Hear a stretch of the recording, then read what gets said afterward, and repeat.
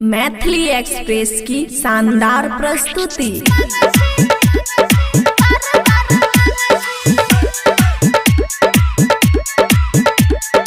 खुशी recording studio बलुआहा। केतना समझियो तोरा बात के नहीं माने छी, केतना समझियो तोरा बात के नहीं माने छी। एक बेर देलियो कहियो बार बार मांगे छी, एक बेर देलियो कहियो बार बार मांगे छी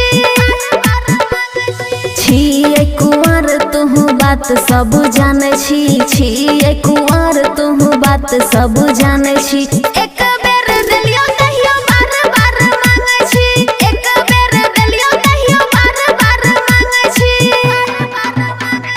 DJ good Madhubani, DJ good Madhubani, DJ good Madhubani,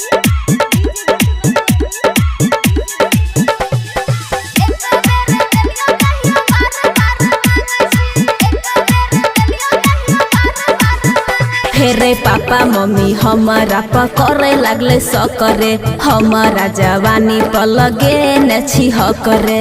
papa mummy हमारा पकड़े लगले सकरे, हमारा जवानी पर लगे न छी हकरे। कौशल जवानी हमर छौरा तू नासे छी, कौशल जवानी हमर छौरा तू नासे छी। एक बेर देलियो कहियो बार बार मांगे छी, एक बेर देलियो कहियो बार बार मांगे छी।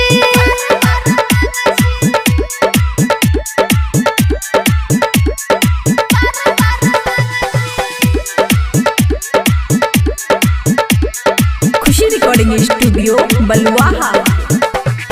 राइटर सुमित साजन लुरन छो तोरा, छोटे छोटे रहे हमर दोनों टिकोरा। राइटर सुमित साजन लुरन छो तोरा, छोटे छोटे रहे हमर दोनों टिकोरा। दीपाली शर्मा के दिल में बसाबै छी, दीपाली शर्मा के दिल में बसाबै छी। एक बेर देलियो कहियो बार बार मांगे छी, एक बेरी दिल देलियो बार बार मांगे छी।